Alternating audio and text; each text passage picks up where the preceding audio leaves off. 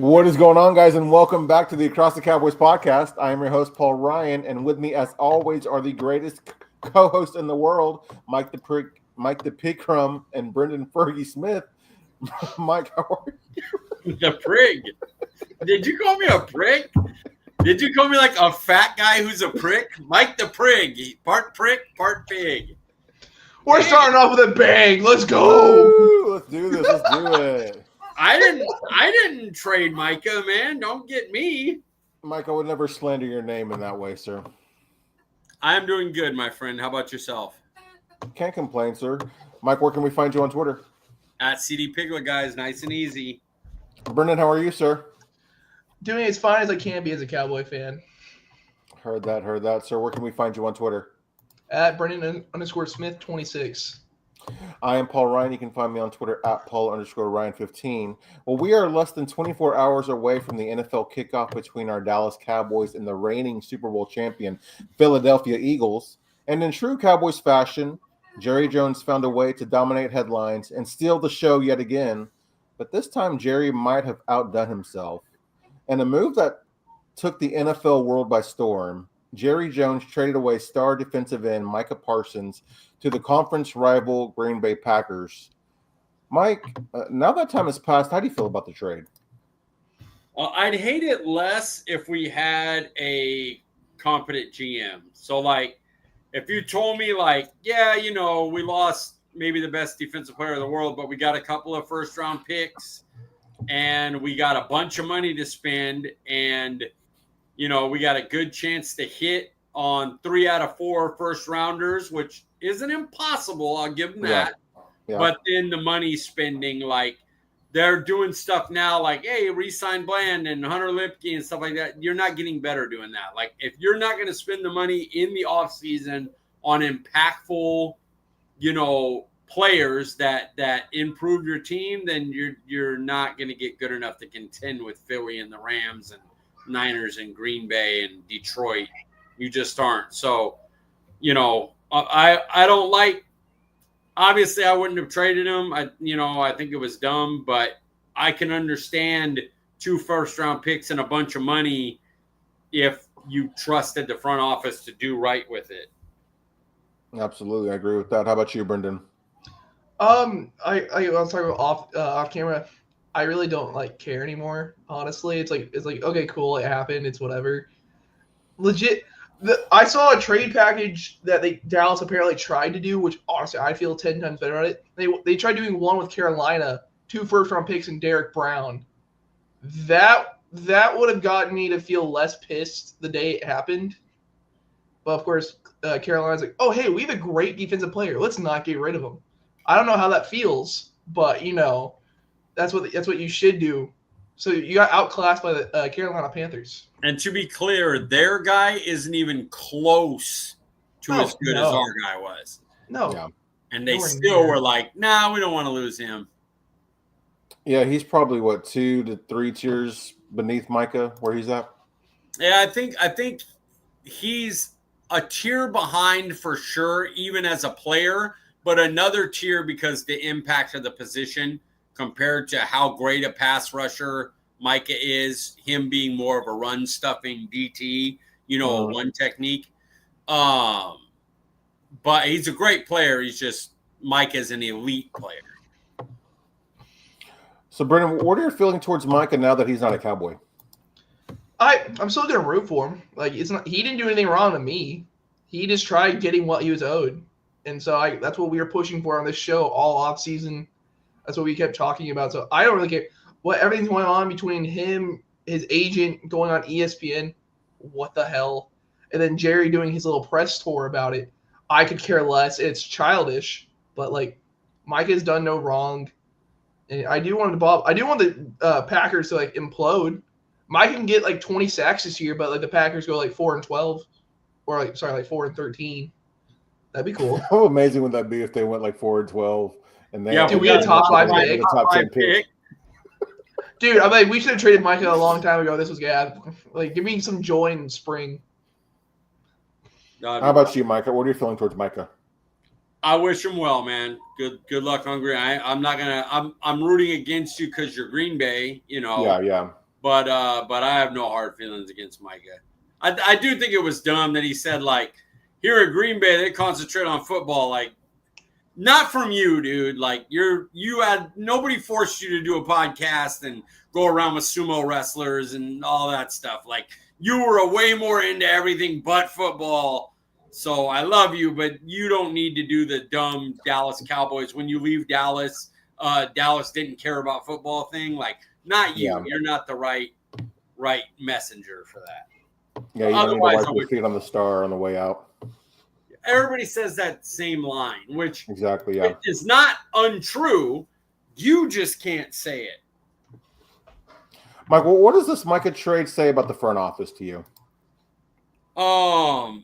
It says, damn, I never thought I'd think this, but it tells me that I think we might be better off with Stephen Jones at this point. Like when Stephen Jones takes over, I think we'll be better off, because I don't think Stephen Jones will get mad at his money.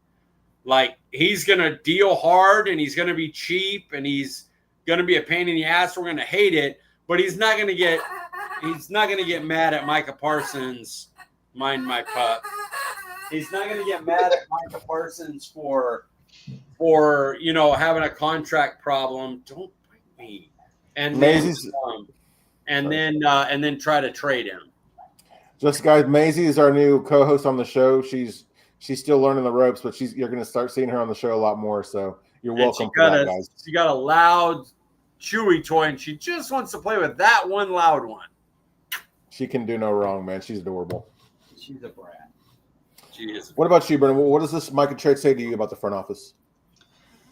That you're not a pro organization. You got butt hurt. Yeah. Over them not agreeing because you didn't go through the proper channels to do it. Like, what? And so all this, that's what it shows. If Stephen Jones is the future in better picture, that's terrifying. Yeah. It's cool. You drove a rusted down car and it broke down 2 blocks instead of 1. I'm so happy for you. I really hope you find a car that works. We're in the Flintstones mobile over here. Trying to freaking move. It's disappointing. It's gross. But are you shocked? No. I didn't think that Jerry could reach this level of petty, to be honest.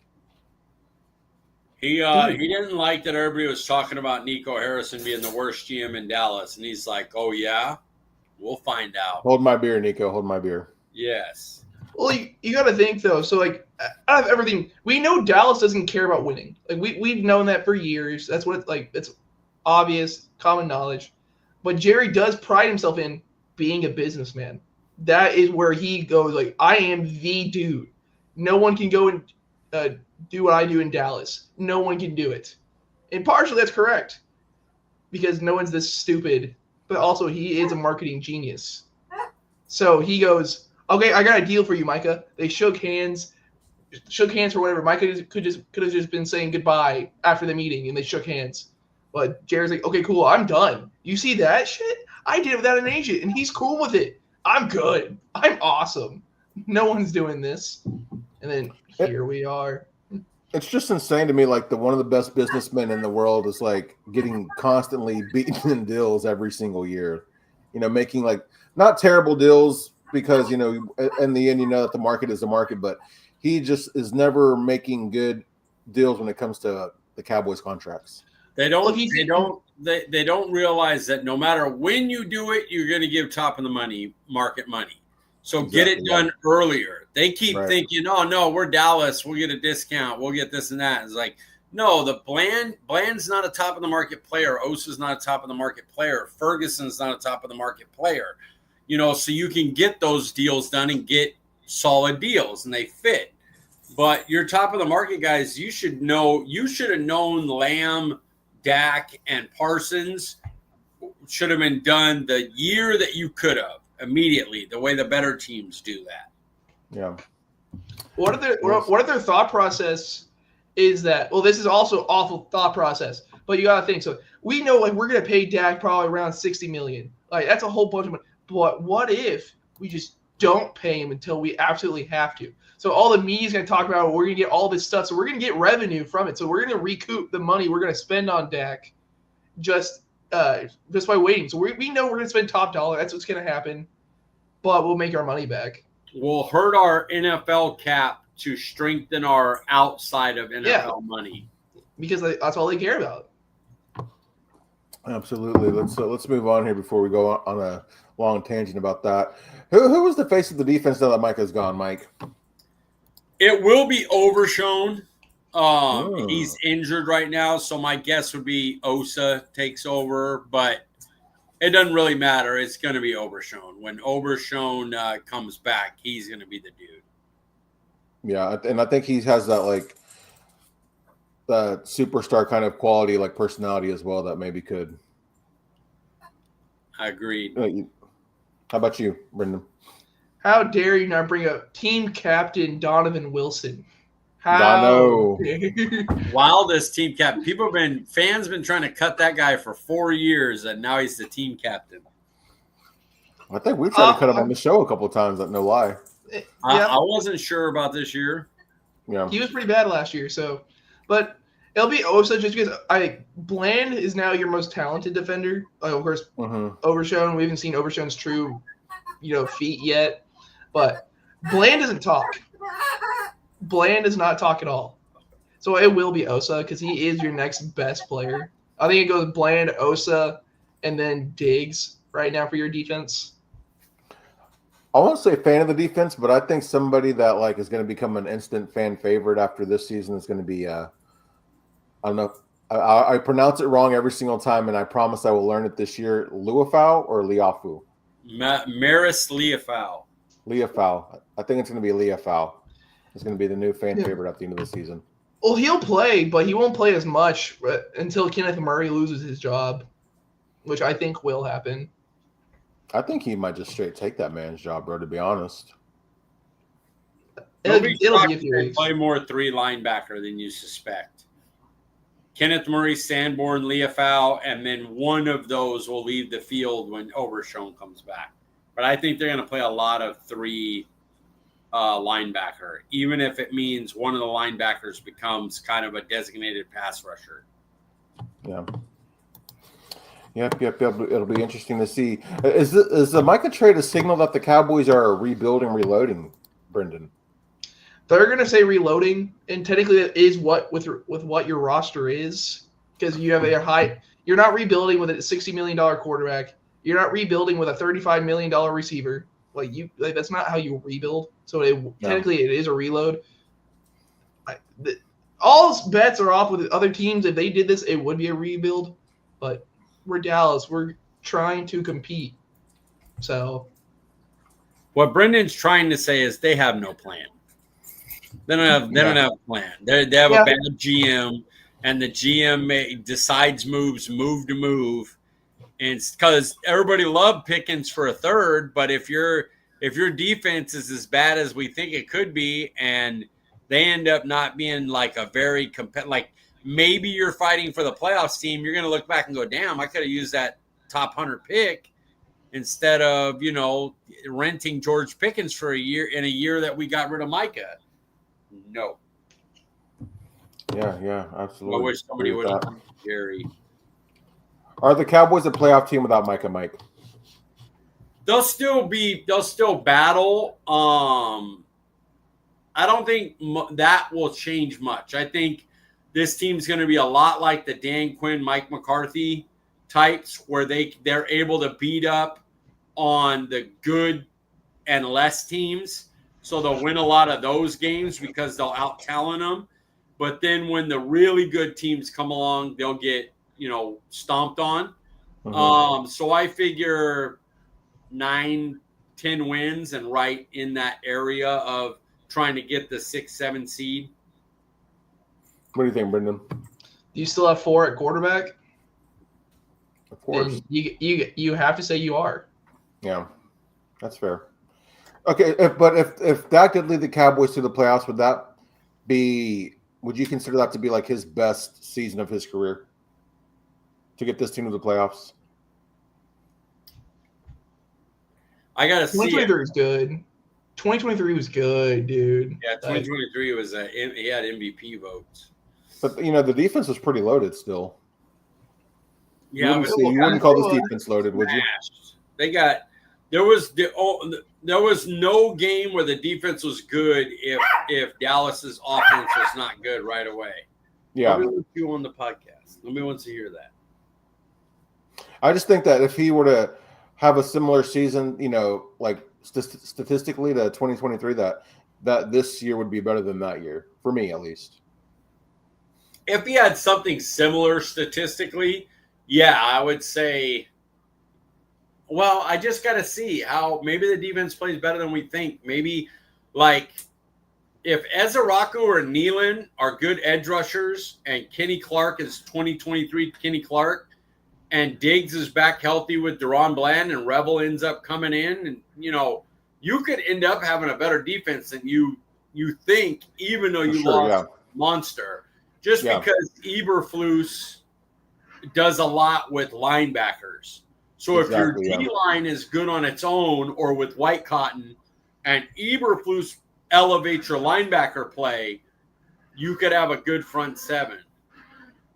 Yeah, I mean, I don't think our defense is going to be as bad as a lot of people are anticipating, but again, it'll be interesting to see. I just I feel like a lot is going to be on deck as it usually is, but especially this season, and obviously especially with Micah.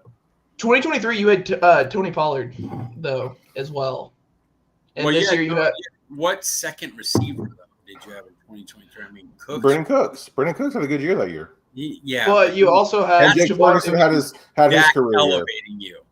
That's I know, but I'm just saying where Pickens and Lamb. Well, Dak can't elevate Javonte Williams. That's your lead back, dude. Yeah, running backs. We'll see. You know me, I'm pro cheap and young running back, so I think we'll be fine. Just get that offensive line moving, people. It's not a formerly torn ACL, though. 2 years removed. Brenden, was it the destination or compensation that bothered you most about the trade? Like it's got to be both, but it's more towards the Packers because if you got me a few seconds or like 2 or 3 thirds, I wouldn't be as mad at the compensation. But so the team that has bounced you the most in this whole Dak era has been the Green Bay Packers. So they're not your division, but they're still your rival. Yeah. And you know what you just did? You just gave them a top 2, 5 player in the league. I'm saying in the league. I'm saying with offense and top defense. 5 player. Yeah. So you did that. So you're already saying, "Oh, we're not good enough to beat you." So might as well let's go ahead and give you this right now. But like it's got to be the team if we thought we were going to compete. But like you could give me a few more day 2 picks. You couldn't. Like, brother, did you tell me the Packers like, "Oh no, we need these"? Shut up. Mike, how about you? If I told you we got 2 first-round picks and the nose tackle from the Panthers, how would you feel? Not bad. Then all things considered. All things considered, not bad. It's also the destination because if it went to Carolina, you're getting earlier picks. Most likely. Anything could happen. Green Bay could go 5 and 12 and shock everybody and like, what the hell? How'd that happen? But the likelihood is you would like the picks better if they were 2 firsts from Carolina and then, say Kenny Clark and their nose tackle were even though it's not. Say they were, you would still be like, well, I got the earlier first round picks. So it's the destination. It would have been way funnier if Micah went to Carolina for the simple fact of don't piss Jerry Jones off. He'll send you to the Shadow Realm. But then he's sending you to an effing contender. Yeah, go piss Jerry off. You won't have to deal with their shit show, and you'll get to go to a playoff team. I'd do it. Am I crazy for thinking that Carolina could win more games than the Cowboys this year? Dak, no. Not if Dak's healthy. All right. Maybe feature show bet here. We'll move on before we get into that. Is Philly the worst spot other than Green Bay that Micah could have gone to for you, Brenden? That would I would laugh so hard if that happened. And I would gotta say, yeah, Philly's arguably the best team in the league talent-wise, and easily the best team in the NFC. So you give them Micah. Yeah, because it would be the worst. Well, also, I would love to see how they would do his contract. I would love to see the numbers per year, what they would actually do to like manipulate the crap out of it. What if they had traded us Saquon Barkley in 2 firsts, though? Cool. That's a great running back with an okay offensive line. Amazing. Instead of the powerhouse that they had at offensive line. I don't want a running back that bad. Mainly for Saquon making what? 14 a year, right? Yeah. No, Philly's top of the line team, you give them Micah, that you just ruined the NFL, honestly. Yeah, it would definitely, for me, it would either be Philly or, my God, imagine him getting traded to the 49ers and putting them right back at into contention. Because that's what Michael would do for that team. It's Philly because of the rivalry. For sure. Them being good or not is beside the point. You just don't send them to Philly. But I would rather him go to the Niners, even though they're better than Washington or Giants. You don't send them in division. That's bad. Like you, very bad. That would be pretty wild to send him in division for sure. But Philly is the worst spot for you too. It sounds like as well, right, Mike? Yes. Well, what are the chances we beat Philly without Micah? I think it's about the same. If we're beating them, it's about them not knowing what's coming on offense with our play calling and being able to score on them and stuff. So that whether Micah was there or not, Philly, if they're on point, will move the ball all up and down our defense either way. So it's about the offense. If our offense could put up 30 plus, we'll have a chance to win. I don't think that changes Micah or not. Yeah, while we're here, I read your strategy article. Really enjoyed that on how the Cowboys win this game. Appreciate you. I know it was Dak cast the ball out. We got to turn into a passer, but I put a specific way of doing that. You can't just put 10 guys on Saquon Barkley and say, pass one-on-one all game. There's an offensive scoring and holding the ball strategy to that. And then I don't remember. What was the third one? Was it? I feel like it had something to do with Shoddy. Shoddy and Clayton. Yeah, the unknown, the being able to fool Vic Fangio and them with not knowing their offense. Yeah, that was it. Exactly. What do you think, Brenden? What are the chances we beat Philly without Micah? I feel the same thing as Mike, but I've said on Twitter, I've said it on here, if you want to win this year in general, not just, of course, you'd have to beat Philly once or twice, but Dak has to be top 3 in passing yards.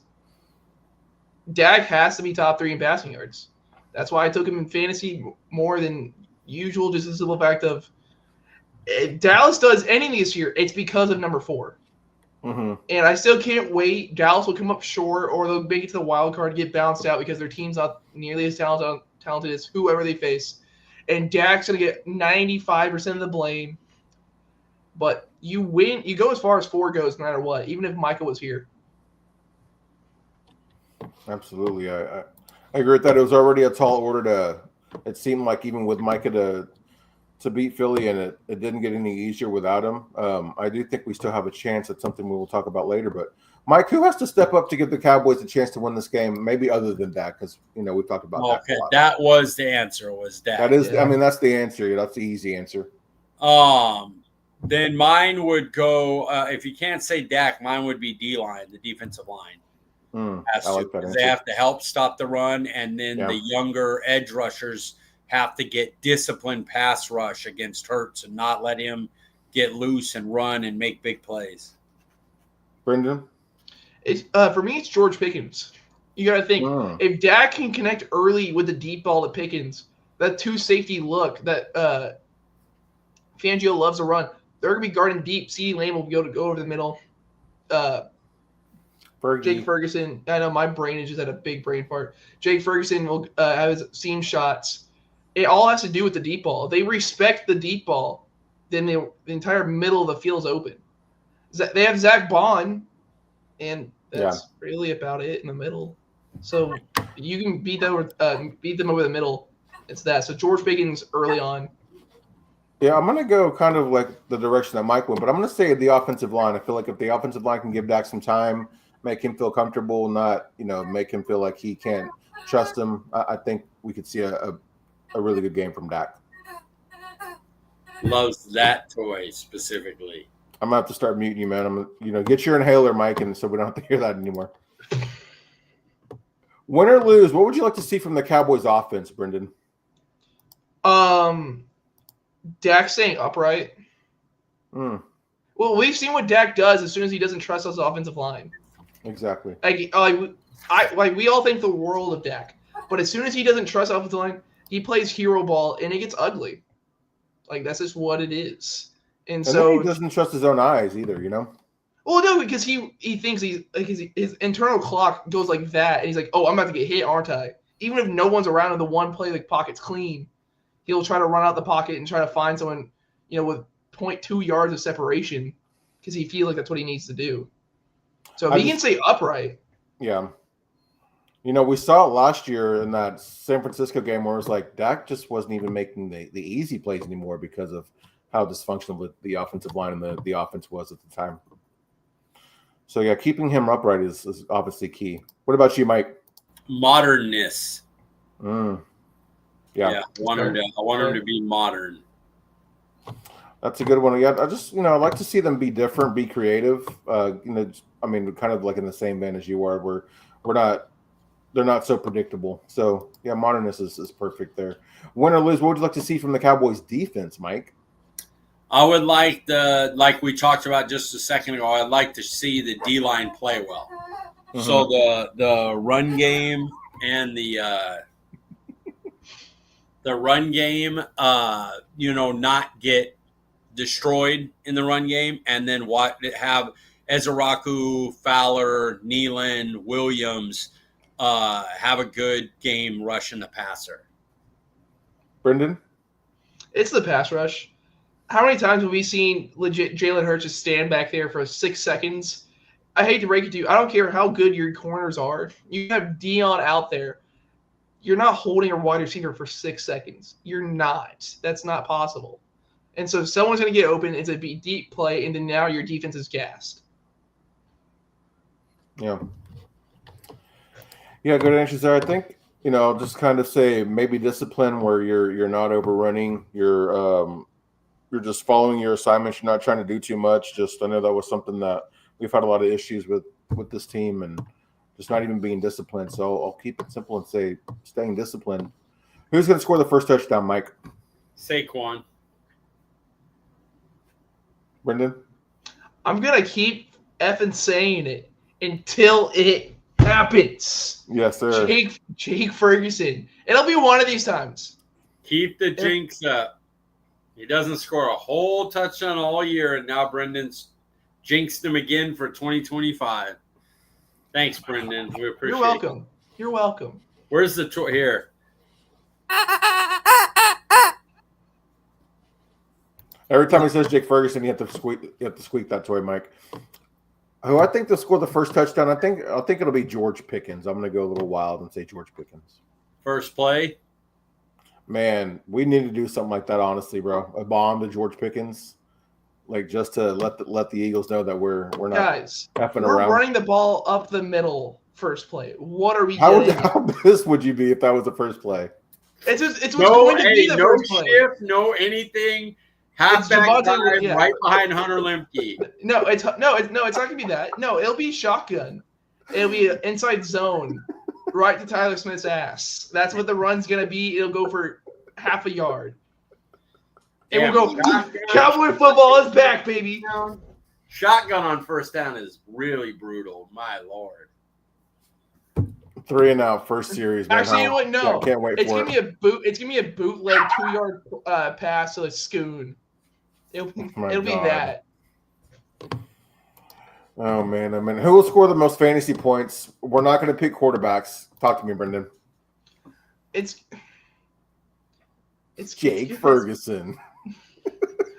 Dude, I'd be so pissed just for the simple fact that, like I said, I could have gotten him 2 picks, and then the guy took it. I'm like, I was going to say some pretty mean things in the chat with that.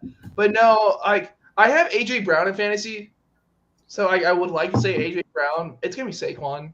Like, if Philly plays up to their team, it'll be Saquon because he'll be running the ball way too much. Macy, who do you think is going to score the most fantasy points? Saquon. What do I look like, a dummy?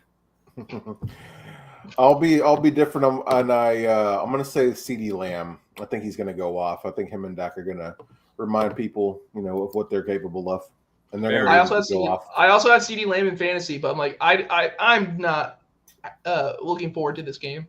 AJ Brown and CD on the same team? Yeah, that's disgusting. How did that even happen? My back-to-back picks.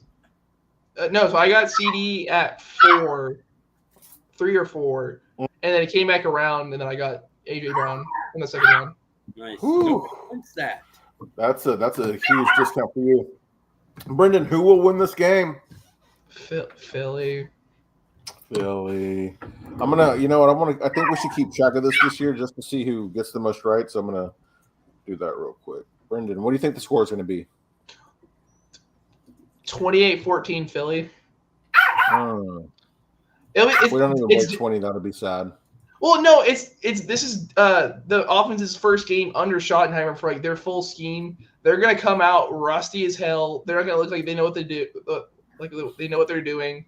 And then towards the end, they'll start doing well. But you're like, well, it's too late. Cool. Yeah. All right, Mike. How about you? Here's the thing. Week 1 is weird. So like, I could totally see. We know what they're gonna do. Philly's been the same for a minute. We know Vic Fangio. We know what he's going to be. They don't know what's coming from us. We have they have a lot of new players on defense. They lost a lot of depth. We should be able to put up a lot of points on them. And there's a good chance that Dallas pulls the upset. I'm going to go Philly 30-24. There's a good way Dallas pulls the upset. I don't have them doing that, but there's a chance. Also, wait, I want to change my score. 28-17. Brandon Aubrey has to kick a field goal this game. I don't know why I didn't try to put that into. Brandon Aubrey is going to kick. I have my 24 points, 8 Brandon Aubrey field goals. Yeah, I also had Philly scoring 30 as well, and I'm going to say initially I had Dallas scoring 17, but I'm going to say Dallas 20-21. I think I think we'll be better in the red zone. At least I hope so this year. So I can see us taking advantage of those opportunities. Maybe no field goals this year, or not this year, but this week. Philly covers for Paul. Oh, the line is what, 8.5, right? Yeah, I thought that's what it was. Yep. All right. Well, here we are. Mike's views from the sidelines. Mike, did your source ever mention that a Micah trade was possible? Honestly, the last thing he said about it is that the agent of Micah were going to go try to talk to them about a deal, like hey, let's put this all behind us and get a deal. And after that, everything went crazy, and to be honest with y'all, I was at work, so I was doing stuff for the new job at the new restaurant. And my phone started blowing up, Brenden, everything, and I'm like, what the hell? And that's when I found out that Micah was traded. So I wasn't really in the loop to ask or check or everything. So last I heard that is Mulligetta and Parsons are going to try to last-ditch deal to get a deal done before the season starts, and then he was traded.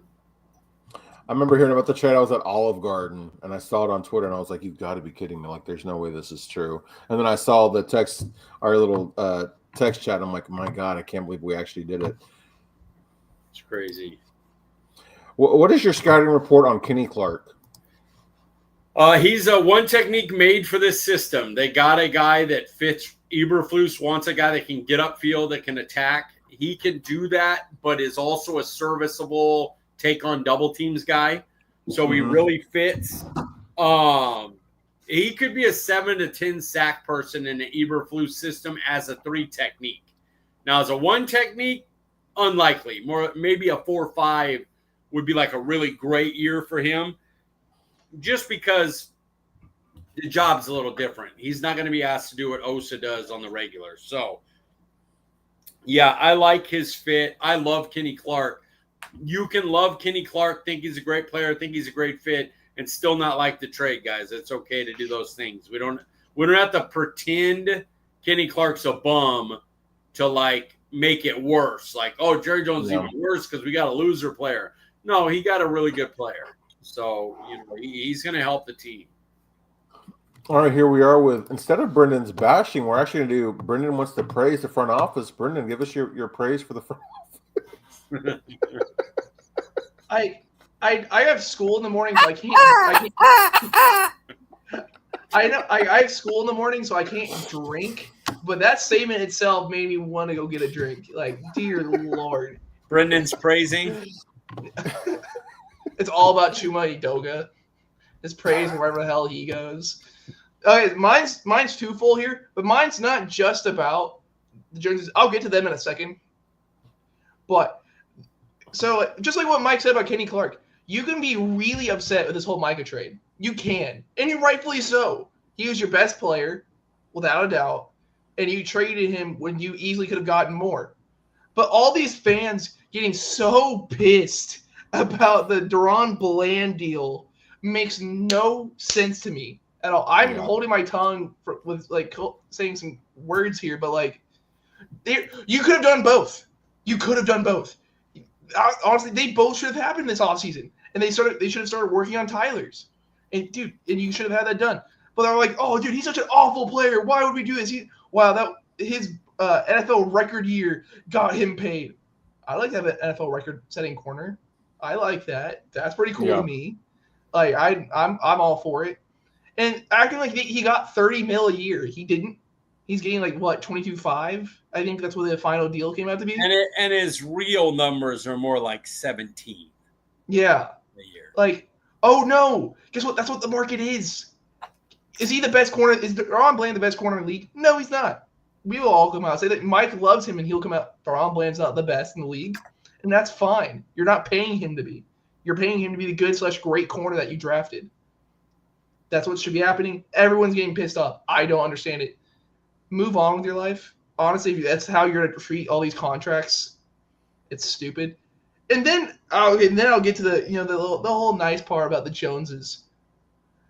When's the last time y'all ever seen a press conference go around with an agent going on ESPN?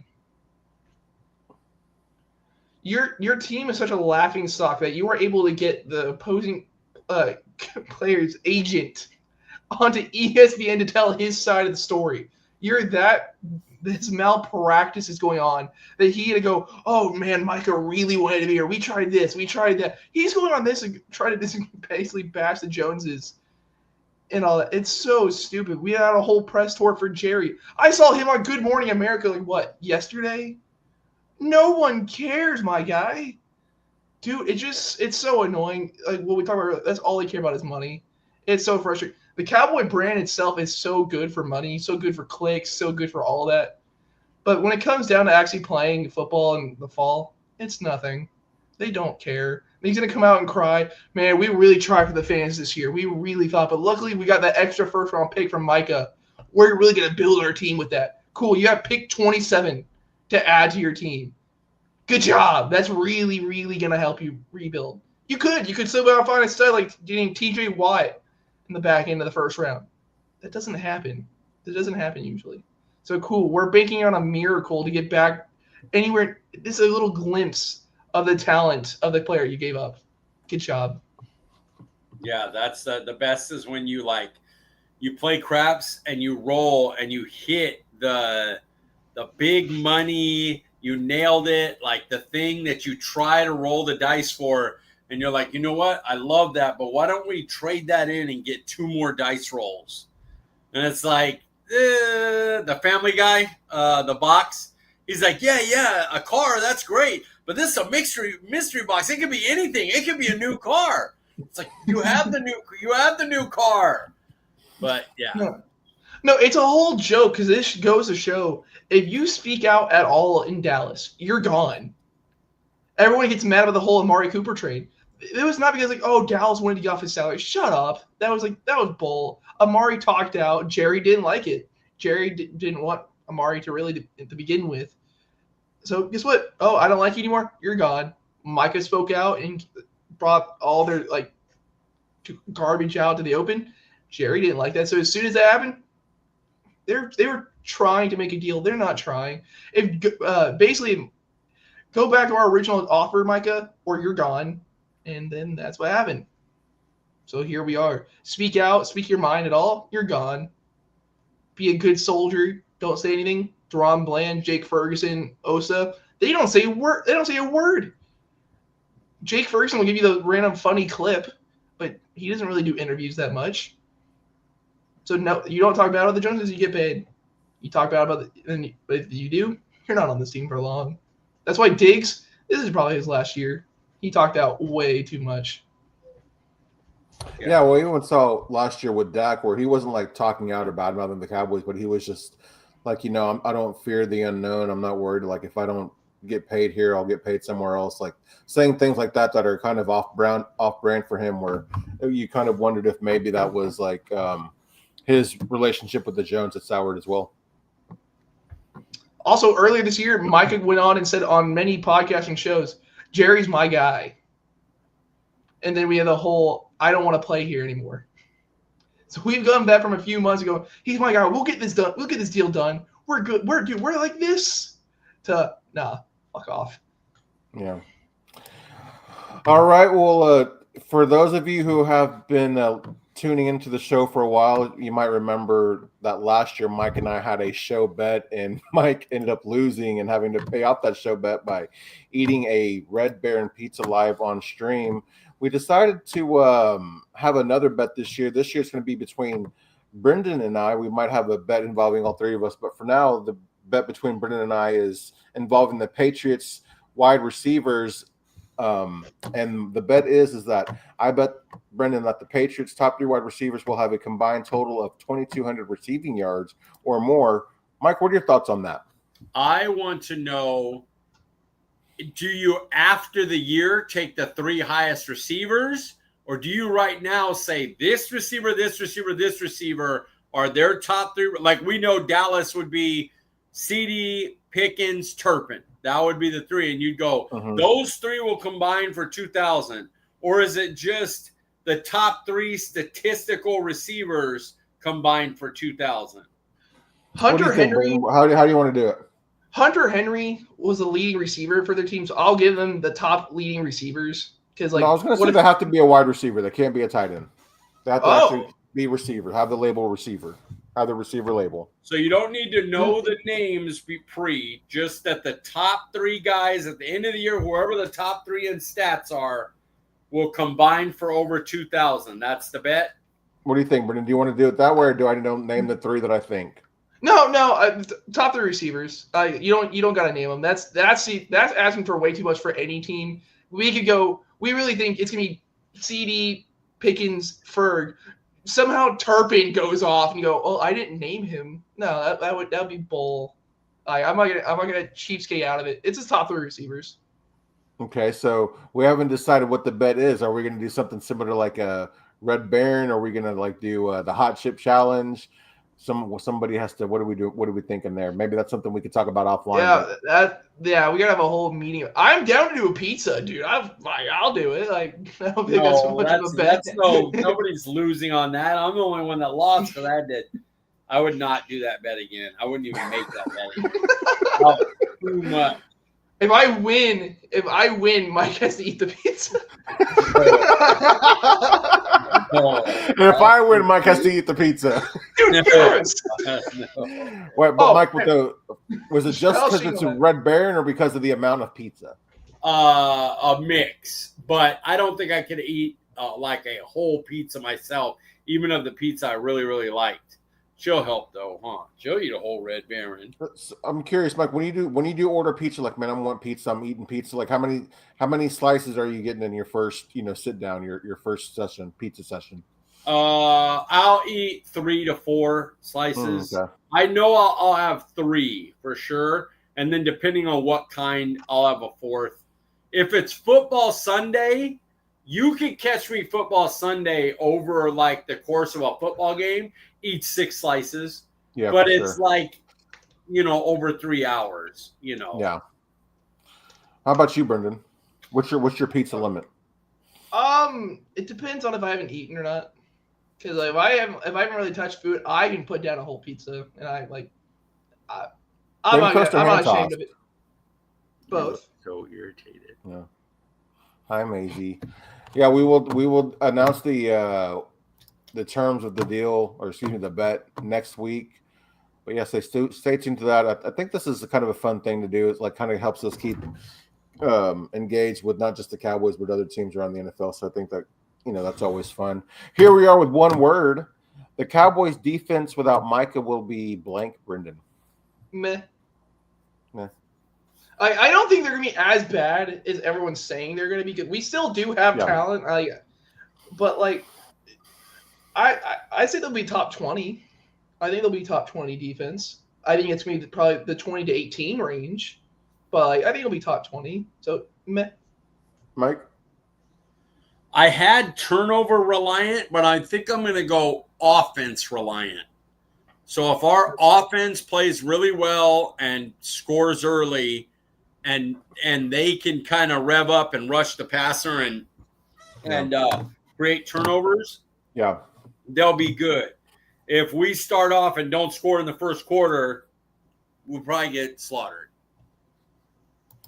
I kept it pretty simple. I said the Cowboys defense without Micah will be fine. Maybe that's even too optimistic. That's like meh. Like they'll be fine. Yeah. Yeah. All right, here we are with top five. Top 5 tonight is NFL players you'd start a franchise with.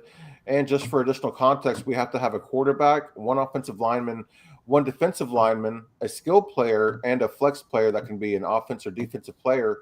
Brenden, give us your first player. My first pick, this is for offensive line. I said Tyler Smith for his flexibility.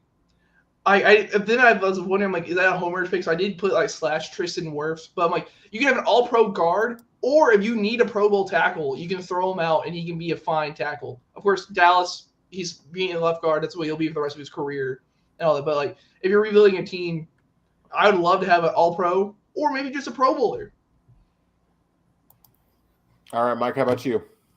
I'll stick with offensive line too. I picked Josh Simmons. I know he hasn't played, but I trust my eyes on tape on him. He was my number 1 offensive lineman in this year's draft. A knee injury allowed him to fall to Kansas City, which is just unfair to the rest of us. But I would take him right now and line him up. I think he'll be that good. My first player, number 5 on my list, if you will, I went with Will Anderson Jr., defensive end for the Houston Texans. Defensive end Will Anderson Jr. Wow. All right. Not a big fan of him? No. I think he's a great. beast.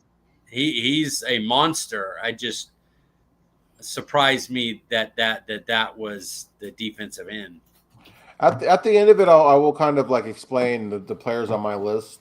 Maybe, you'll notice a trend here as we go through it. But number 4 on my list, like you, Brenden, I went with Tyler Smith for my offensive lineman. It's just a flexible play, and he's also a phenomenal player that should get paid.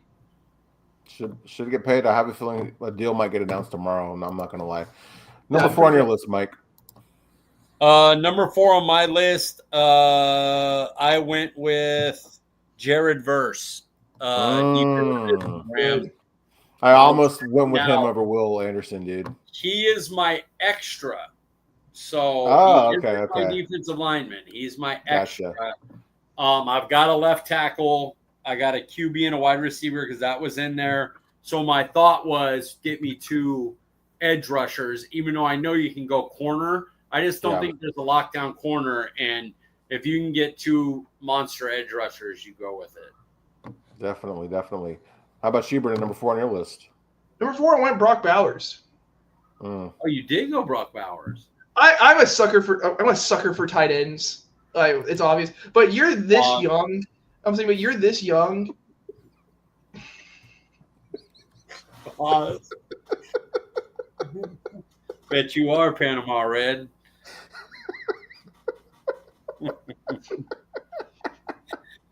I'm a sucker for the name of the show.